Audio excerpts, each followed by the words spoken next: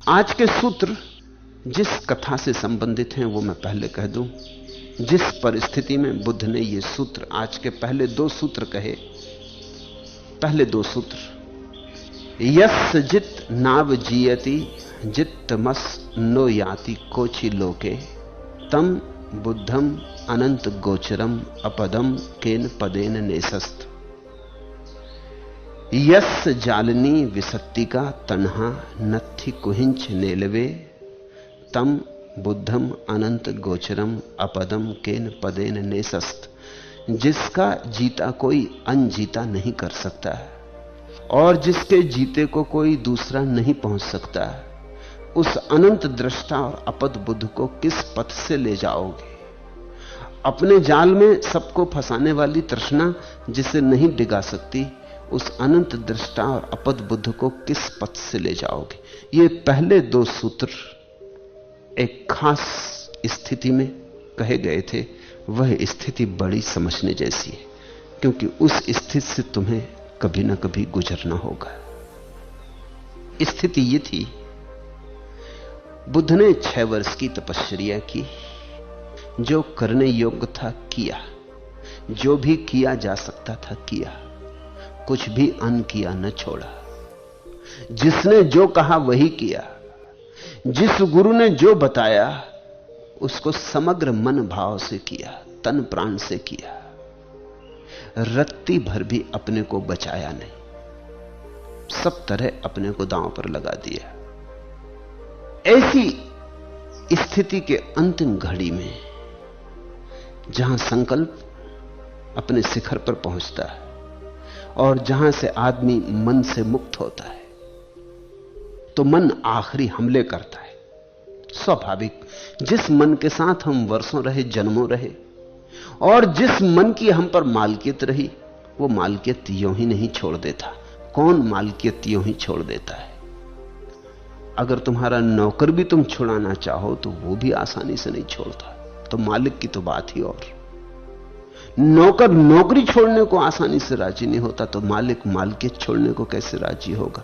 और अगर नौकर कहीं भूल चूक से मालिक बन बैठा हो, तब तो फिर छोड़ने की बात ही नहीं। और यही हुआ है। मन नौकर है, बन बैठा मालिक है। तो अगर नौकर सिंहासन पर बैठ जाए तो फिर आसान नहीं है उतारना। मैंने सुना है, एक झक्की बादशाह ने कोर्ट के मसखरे को ऐसी बातचीत में पूछ लिया कि बोल, तुझ पे हम बहुत प्रसन्न हैं, तू क्या चाहता? तेरी मर्जी पूरी कर देंगे। मसखरा था अद्भुत, और सम्राट को हंसाया करता था। और सम्राट, उसने कुछ मजाक की बात कही, खूब हंसा, लोटा पोटा, बहुत प्रसन्न हो गया। तो उसने कहा, देख तू जो चाहेगा। उसने कहा, कुछ ज्यादा नहीं, 24 घंटे के लिए सम्राट बना दो। अब ये कोई बड़ी बात ना थी। सम्राट ने कहा, ठीक, 24 घंटे का मामला, बन जा। 24 घंटे के लिए मस्खरा सम्राट बन गया, लेकिन 24 घंटे में उसने सब तहस नहस कर डाला। पहला काम तो उसने कहा कि सम्राट को फांसी लगा दो। सम्राट ने कहा, अरे पागल, मैंने तुझे सम्राट बनाया। उसने कहा, वो मैं जानता हूं, तुम ही मुझे उतारोगे। फैसला खत्म करो, देरदार की जरूरत नहीं, 24 घंटे का मामला है, 24 घंटे में सब कर लेना। सब दरबारियों वगैरह को जेल में डाल दिया, सेनापति बदल डाले, अपने आदमी बिठा दी। 24 घंटे का था मामला, लेकिन सदा के लिए बनने की योजना कर ली। 24 मिनट में भी यह हो सकता था। अगर गुलाम कभी मालिक बन जाए तो बहुत खतरनाक सिद्ध होता है, क्योंकि वो जानता है कि मैं हूं तो गुलाम, और ये जो थोड़ी सी घड़ियां मुझे मिल गई हैं, अगर इनका उपयोग न कर लिया तो फिर गुलाम हो जाऊंगा। नौकर अगर मालिक जन्मों तक रहा हो, तब तो बहुत कठिन है उसे हटा देना। और वही स्थिति है मन की। तो जब कोई साधक अपने अंतिम शिखर पर पहुंचता साधना के, तो मन आखिरी जद्दोजहद करता, आखिरी संघर्ष होता है, कुरुक्षेत्र, अंतिम निर्णायक युद्ध होता है। उस निर्णायक युद्ध को अनेक अनेक प्रतीकों से कहा गया। मुसलमान कहते हैं शैतान हमला करता, वो शैतान मन है।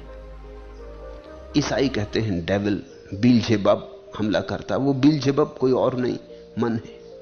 हिंदू कहते हैं कामदेव, और स्वभावतः हिंदुओं के पास सबसे श्रेष्ठ कथाएं हैं, क्योंकि उन्होंने खूब परिमार्जित किया है, 10,000 साल तक परिमार्जन किया है।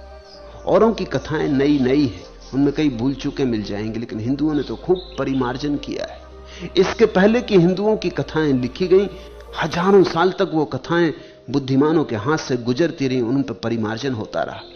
तो हिंदुओं की कामदेव की कथा बड़ी अद्भुत है। उसमें पहली तो बात यह कि वो अनंग है, उनकी कोई देह नहीं। यही तो मन है, मन की कोई देह थोड़ी है, मन अदेही है। इसलिए तो मन को कहीं भी जाने में देर नहीं लगती।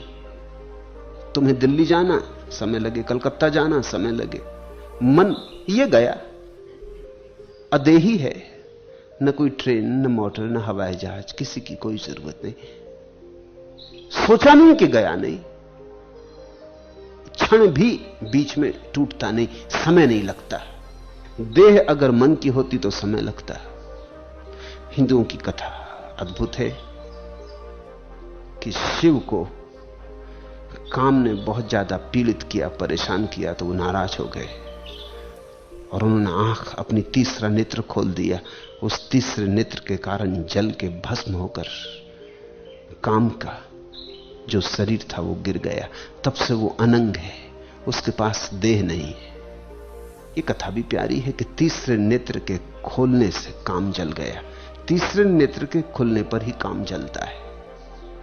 तीसरे नेत्र का खुलने का अर्थ है अंतर्दृष्टि उपलब्ध हो गई, भीतर की आंख खुल गई। जब तक भीतर की आंख बंद है तभी तक काम का तुम पर प्रभाव है। भीतर की आंख खुल गई, काम का प्रभाव समाप्त हो गया। भीतर तुम सोए हो इसलिए काम तुम्हें फुसला लेता, राजी कर लेता। भीतर जाग गए फिर तुम्हें कोई राजी ना कर सकेगा। बौद्धों में यही काम मार कहा जाता है। ये बौद्ध नाम है काम का ही। बौद्धों ने भी खूब परिष्कार किया है मार का, और ये घटना तुम्हें बताएगी कि किस तरह परिष्कार किया है। साधना अंतिम चरण में पहुंची उनकी। तपश्चर्या के अंतिम शिखर पर मार ने भगवान को पछाड़ने की चेष्टा की। मार सब तरफ से हमले किया, सब द्वार दरवाजों से हमले किया। क्षण भर भी खोने का उपाय न था, जल्दी करनी जरूरी थी, क्योंकि बुद्ध वहां जा रहे हैं जहां तीसरा नेत्र खुल जाएगा। इसके पहले कि तीसरा नेत्र खुल जाए सब उपाय कर लेना जरूरी था। लेकिन उसे मार खानी पड़ी, मार को मार खानी पड़ी, हार खानी पड़ी। यह शब्द भी बड़ा अच्छा है, इसलिए बुद्ध इसे मार कहते हैं कि तुम घबराओ मत, आखिर में तो इसको मार खानी पड़ेगी। ये मार खाएगा। बीच के ही दिन है इसकी विजय यात्रा अगर होती। अंततः तो इसे हारना है। सत्यमेव जयते, सत्य अंततः तो जीतेगा। अगर झूठ जीतता है तो बीच में ही जीतता है, इसलिए बहुत परेशान मत होना। अगर झूठ जीत भी जाए तो प्रतीक्षा करना, डमाडोल मत हो जाना। अंततः तो सत्य ही जीतेगा, क्योंकि झूठ है ही नहीं तो जीतेगा कैसे। इसलिए मार को मार तो खानी ही पड़ेगी। उसका स्वभाव ही ऐसा है कि वो हारेगा। तुम जागे कि हारेगा। अगर जीत रहा है तो सिर्फ इसलिए कि तुम अभी सोए हो। तुम खुद ही झूठ हो, इसलिए झूठ जीत रहा है। जैसे ही तुम सच हुए कि सच की जीत हो जाएगी। मार अपने कारण नहीं जीत रहा है, तुम्हारे कारण जीत रहा है। तुम हारे हुए बैठे इसलिए जीत रहा है। तुम जरा उठ के खड़े हो जाओ तो मार जीत ना सकेगा। मार को हार खानी पड़ी। तब उसने अपनी 3 कन्याओं को भेजा। मार कन्याएं नाना प्रकार के प्रयत्न कर भगवान को वश में करना चाहिए। अब ये भी समझना, पहले मार स्वयं आया, हार गया, तो उसने अपनी 3 कन्याओं को भेजा। ये आखिरी उपाय है। इन प्रतीकों को ख्याल में लेना जरूरी है। पहली बात, जैसा मैंने तुमसे पहले दिन कहा कि प्रत्येक मनुष्य के भीतर पुरुष है और स्त्री है, और प्रत्येक स्त्री के भीतर स्त्री है और पुरुष है। तो बुद्ध पुरुष है स्वभावतः। सबसे पहले बुद्ध का जो अधिक अंशों वाला मन है, पुरुष का मन, वो हमला करेगा स्वभावतः, क्योंकि बुद्ध के पास पुरुष का मन बड़ा है स्त्री के मन के मुकाबले। तो मन पहले तो अपनी बड़ी से बड़ी शक्ति को लगाएगा। मन के भीतर पुरुष जैसी बातें हैं, जैसे अहंकार, क्रोध, पद, मद, मत्सर, मोह, ये सब पुरुषवाची हैं। अहंकार इनका मूल स्रोत है। तुम्हारे भीतर जो जाल है, उस जाल में जो पुरुष तुम्हारे भीतर छिपा है, जो तुम्हें उलझा रहा है, वो है अहंकार। इसलिए तुम पाओगे कि पुरुषों की सबसे बड़ी पीड़ा अहंकार है, सबसे बड़ी अड़चन उनकी अहंकार की। इसलिए पुरुष को समर्पण करना बहुत कठिन होता, झुकना कठिन होता। टूट जाए, झुकना नहीं चाहता। कहावतें कहती हैं टूट जाना मगर झुकना मत। ये पुरुष की अकड़ है। अहंकार पुरुष मन का आधार है। तो मार पहले स्वयं आया, इसका अर्थ है पुरुष के द्वार से आया। उसने बुद्ध के अहंकार को जगाया होगा। साफ नहीं है कथा में कि उसने क्या कहा, क्योंकि बहुत अनूठी कथाएं बहुत सी बातें बिना कहे छोड़ देती हैं। क्योंकि सभी बातें कह दी जाएं तो फिर ध्यान करने योग्य उन कथाओं में कुछ भी नहीं रह जाता। और ये कथाएं ध्यान करने के लिए निर्मित की गई हैं। इन पर ध्यान करना है और जो खाली हिस्से हैं उनको ध्यान से भरना है। इसलिए भारत में इतना विवेचन, इतनी व्याख्या चली। उस विवेचन और व्याख्या का कारण है क्योंकि कथाएं अधूरी। ईसाईयत के पास ऐसी व्याख्याएं नहीं है, न इस्लाम के पास ऐसी व्याख्याएं। कुरान पर कोई अच्छी व्याख्या हुई ही नहीं, क्योंकि कुरान ने कुछ खाली छोड़ा नहीं, सब कुछ कह दिया। बेकार की बातें भी कह दी जो कि कुरान में नहीं होनी चाहिए थी। शादी विवाह, समाज, राजनीति सब डाल दिया, कुछ छोड़ा ही नहीं। इससे एक बात साफ होती है कि कुरान जिन लोगों के लिए लिखा गया वो कोई बहुत बुद्धिमान लोग नहीं थे। उन पर भरोसा नहीं किया जा सकता था। डिटेल्स में सब बात कह देनी जरूरी थी, अन्यथा वो गड़बड़ कर देंगे। एक एक बात ब्यौरे में कह देनी जरूरी थी कि ऐसा करना, ऐसे उठना, ऐसे बैठना, सब साफ कर दिया। इसलिए कुरान में व्याख्या की बहुत गुंजाइश नहीं है, लेकिन उपनिषदों में व्याख्या की खूब गुंजाइश है। कुछ भी साफ नहीं किया है, इशारे हैं और इशारों के कुछ भी अर्थ बन सकते। फायदा भी है, नुकसान भी है। हर फायदे में नुकसान होता है। कुरान का एक फायदा है कि मुसलमान बिल्कुल निश्चिंत है कि क्या करना है और क्या नहीं करना है। इस मामले में दुविधा नहीं है। हिंदू बिल्कुल अनिश्चित है, क्या करना क्या नहीं करना, एकदम दुविधा है। और तुम पूछने जाओ तो जिस आचार्य से पूछो वो अलग व्याख्या दे रहा है। शंकराचार्य कुछ कहेंगे, रामानुजाचार्य कुछ कहेंगे, वल्लभाचार्य कुछ कहेंगे, निम्बारकाचार्य कुछ कहेंगे, और तुम खोजते रहो आचार्यों को और हर आचार्य व्याख्या देगा। खतरा यह है कि लोग साफ कभी नहीं हो पाएंगे कि ठीक ठीक क्या करना है। और फायदा यह है कि ध्यान के लिए बड़ी सुविधा है, सोच विचार के लिए बड़ी गुंजाइश है। इसलिए इस्लाम में बहुत विचार पैदा नहीं हो सका। मुसलमान सीधा साधा आदमी है, जो करने योग्य करता, जो नहीं करने योग्य नहीं करता। जो बात उससे कही उसको लकीर की फकीर की तरह मान के चलता है, लेकिन बहुत विचार का जन्म नहीं हुआ।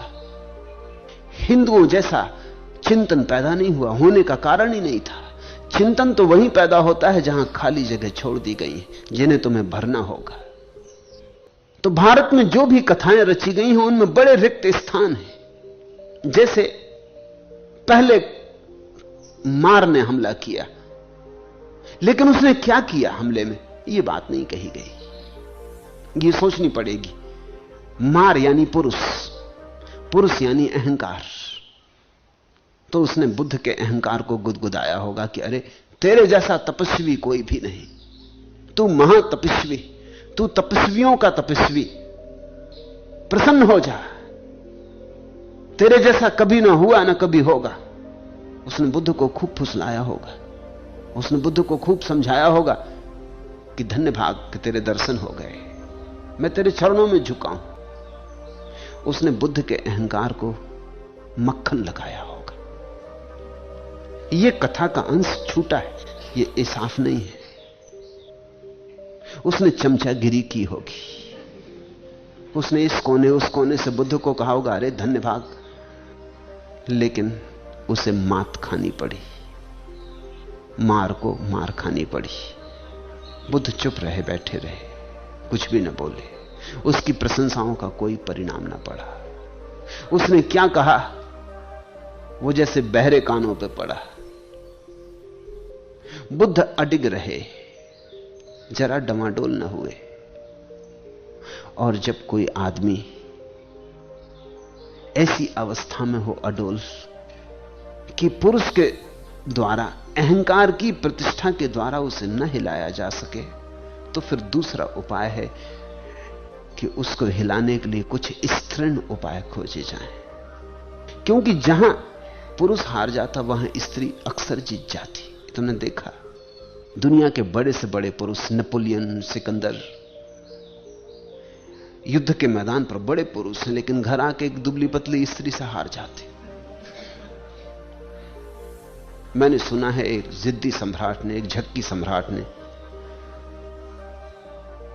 यह घोषणा की अपने वजीरों से कि पता लगाओ मेरे राज्य में जो पुरुष अपनी स्त्री की मान के ना चलता हो, उसको जो मेरा श्रेष्ठतम घोड़ा है वो भेंट किया जाए और उसका राजकीय सम्मान किया जाए। और जो जो लोग अपनी स्त्री की मान के चलते हों उनको भी एक एक भेड़ प्रतीक रूप भेंट की जाए।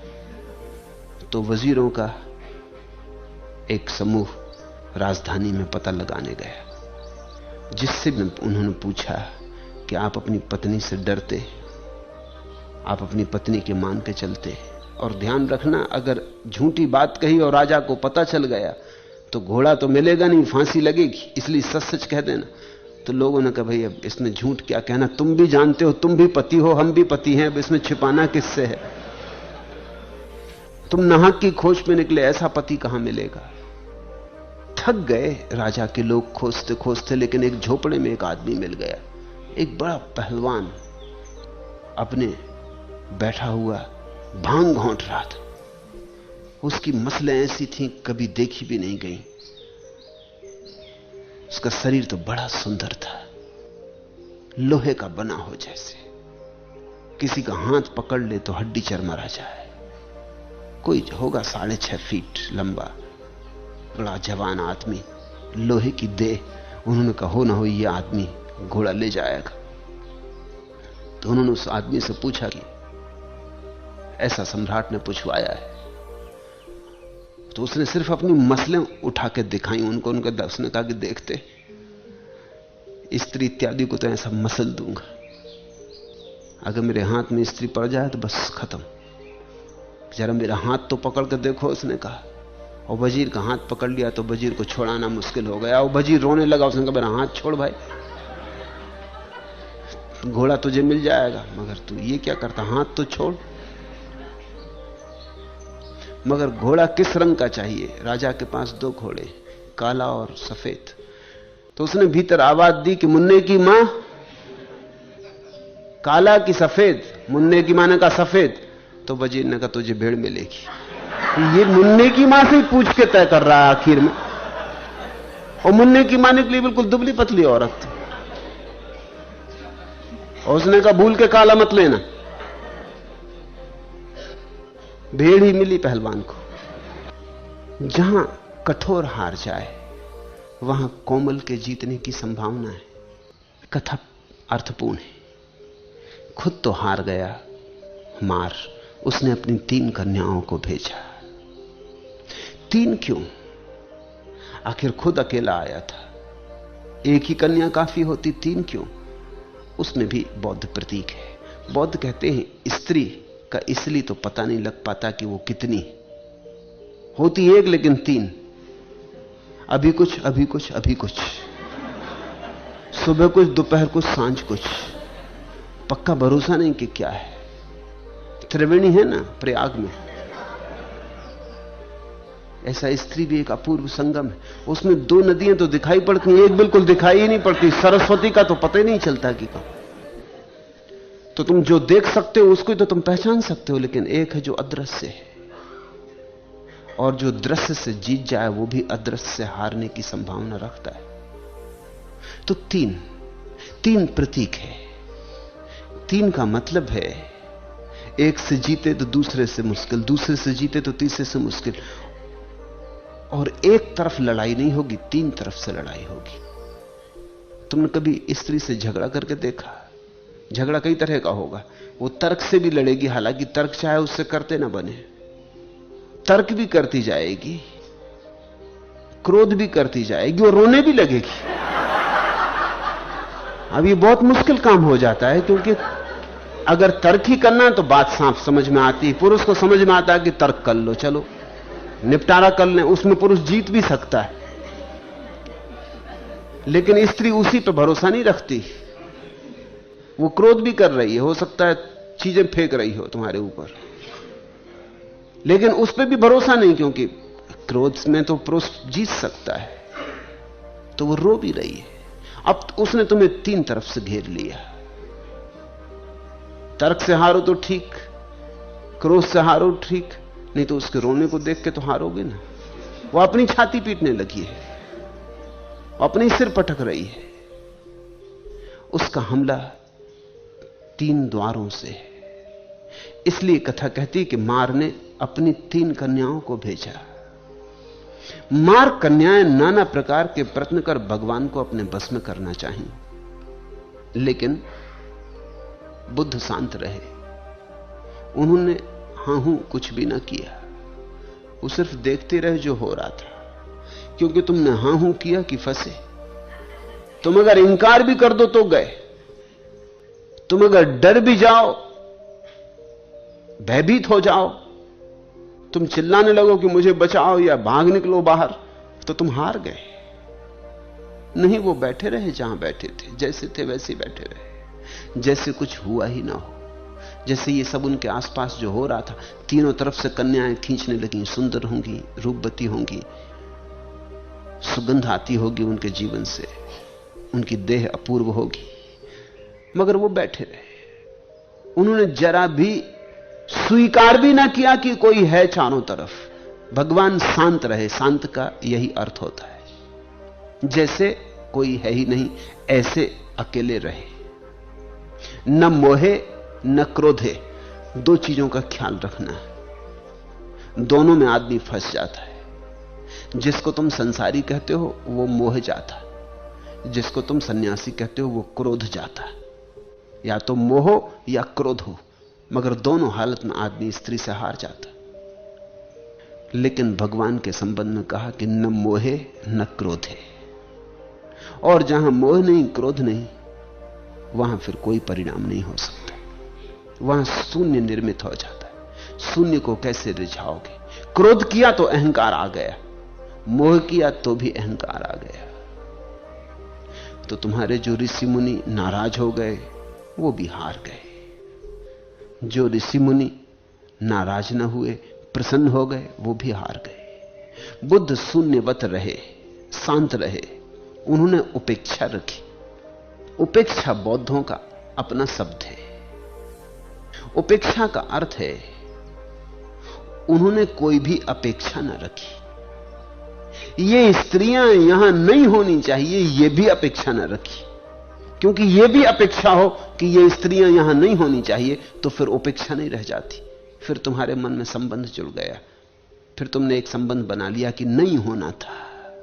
जो नहीं होना था वो हुआ, तो धीरे धीरे रोष पैदा होगा, क्रोध पैदा होगा, नाराजगी पैदा होगी कि स्त्रियां ये क्यों कर रही हैं। उपेक्षा रखी, तटस्थ रहे। जैसे कोई किनारे पे बैठा नदी के, नदी बहती देखता रहता। नदी बहे, नदी से क्या लेना देना। तुम रास्ते के किनारे खड़े, राह चलती रहती, लोग आते जाते, अच्छे बुरे सुंदर कुरूप, तुम्हें क्या लेना देना, तुम राह के किनारे खड़े। ऐसे बुद्ध तटस्थ रहे, उन्होंने उपेक्षा रखी, और अंततः उन्होंने जितनी बात कही वो इतनी सी थी। उन्होंने कहा, हटो भी पागलो, क्या देखकर इतना प्रयत्न, इतना श्रम कर रही हो। बुद्ध ने अनूठी बात कही, कहा कि पागलो हटो भी। दया की, पागल का। नाराज ना हुए, न मोहे, अनुकंपा जतलाई। अनुकंपा के सामने काम वासना एकदम हार जाती। अनुकंपा जतलाई, कहा हटो पागलो, क्या देखकर इतनी मेहनत कर रही हो। यहां कुछ भी तो नहीं है, यह हड्डी मांस मज्जा सब सूख गई है। यहां भीतर भी कोई नहीं है। तुम किसके लिए यह नाच गान आयोजन कर रही हो? किसको रिझाना चाहती हो? जिसको रिझाती वो तो जा चुका। क्या तुम्हें राग रहितों से कभी तुम्हारी कोई पहचान नहीं हुई? क्या तुम्हारे जीवन में कभी ऐसा मौका नहीं आया कि तुमने कोई वीतराग देखा हो? तो तुम देख लो, वीतराग पर तुम्हारा कोई प्रयत्न काम ना आएगा। तथागत तो राग रहित हैं, राग आदि प्रहीन हैं। किस कारण तुम उन्हें अपने वश में करोगी? बचे ही नहीं है तो वश में क्या करोगी? तुम्हारी मर्जी, तुम्हें उछल कूद करनी है, तुम अपनी करती रहो। लेकिन इतना तुम्हें कह दूं कि तुम नाहक का श्रम कर रही हो, थकोगी, परेशान होगी, अपने घर जाओ, विश्राम करो। ऐसा बुद्ध ने कहा। उस समय उन्होंने ये पहले 2 पद कहे। अब तुम्हें पदों का अर्थ साफ हो जाएगा। ये गाथाएं कहीं, यस जित नाव जियति जित मस नोयति कोचि लोके तम बुद्धम अनंत गोचरम अपदम केन पदेन नेसत। जिसका जीता कोई अनजीता नहीं कर सकता और जिसके जीते को कोई दूसरा नहीं पहुंच सकता, उस अनंत दृष्टा और अपद बुद्ध को किस पथ से ले जाओगे? कई बातें समझने जैसी। बुद्ध कहते हैं जिसका जीता कोई अनजीता नहीं कर सकता। जो तुमने संयम से जीता हो उसको तो अनजीता किया जा सकता है, संयमी का संयम तोड़ा जा सकता है, लेकिन जिसने बोधपूर्वक जीता हो उसको फिर तोड़ा नहीं जा सकता। जिसने जबरदस्ती अपने जीवन में आचरण उठा लिया हो, बना लिया हो, आरोपित कर लिया हो, उसके आचरण को तो तोड़ा जा सकता है, क्योंकि भीतर तो अभी भी वासना मौजूद होगी। बीच में एक आचरण की परत है, उसमें छेद भर करने की जरूरत है। भीतर जो सोया है, दबा पड़ा है, उसे उठाया जा सकता है। लेकिन बुद्ध की तो सारी प्रक्रिया यही है कि दबाना मत, दमन मत करना, जाग कर देखना, होश से देखना, और धीरे धीरे होश में ही जल जाए वासना, तो जो शेष रह जाए उस निर्वासना में ही भरोसा है। जिसका जीता कोई अनजीता नहीं कर सकता, फिर उसको कैसे अनजीता करोगे? जिसकी वासना दग्ध हो गई बोध से, होश से, ध्यान से, उसको कैसे अनजीता करोगे?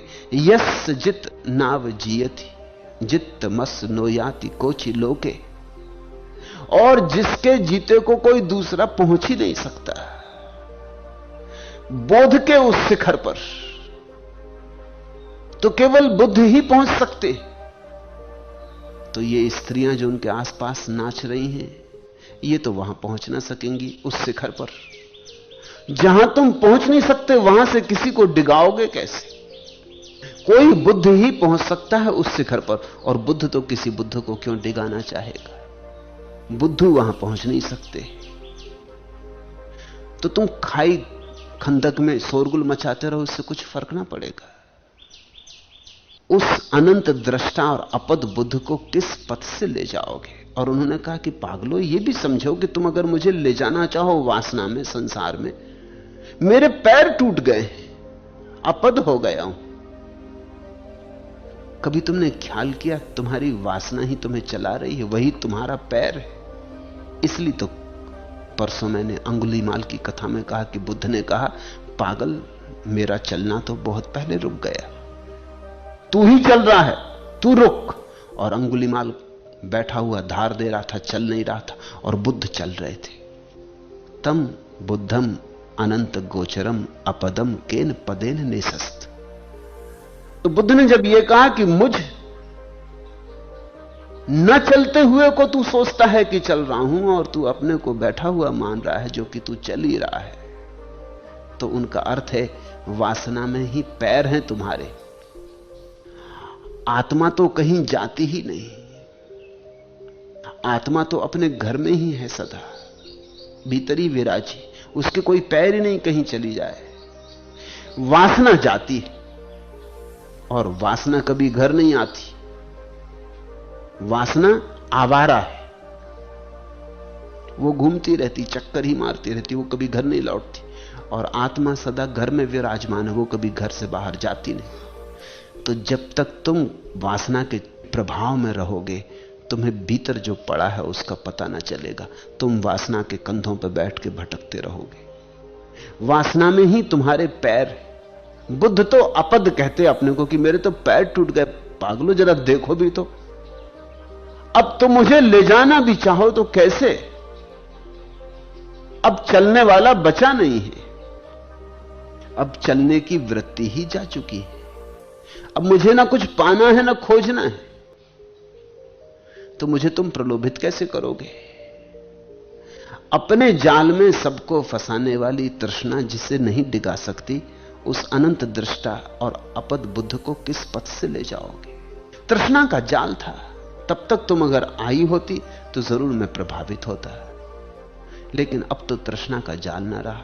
अब तो मैंने भरी आंखों देख लिया कि संसार में कुछ भी नहीं है। अब तो संसार में कुछ भी नहीं है, यह मेरी दृष्टि हो गई। इसलिए वो कहते हैं उस अनंत दृष्टा को। अब तो मैं अनंत रूपेण दृष्टि को उपलब्ध हुआ हूं। अब तो मेरी आंखें समग्र को देख रही हैं, आर पार देख रही हैं। अब मेरा बोध पारदर्शी हुआ है। थम बुद्धम अनंत गोचरम। और जो सबको देखने लगा है, और जिसकी आंख में अब जरा भी तिनका नहीं रहा मूर्छा और प्रमाद का, जिसकी सारी सीमाएं गिर गई हैं देखने की, असीम जिसकी देखने की क्षमता हो गई है, मुझ देखने वाले को तुम कहां ले जाओगी? अंधों को तुम ले जाती रही हो। अंधों को तुम्हारी जरूरत है, क्योंकि वो चाहते हैं कोई इसका सहारा मिल जाए। मेरी आंख खुल गई, अब तुम मुझे ना ले जा सकोगी। अब तुम्हें उछल कूद करनी हो तुम करो। ऐसी परिस्थिति में बुद्ध ने ये गाथाएं कही थी। जो धीर ध्यान में लगे हैं, परम शांत निर्वाण में रत हैं, उन स्मृतिवान संबुद्धों की स्पृहा देवता भी करते।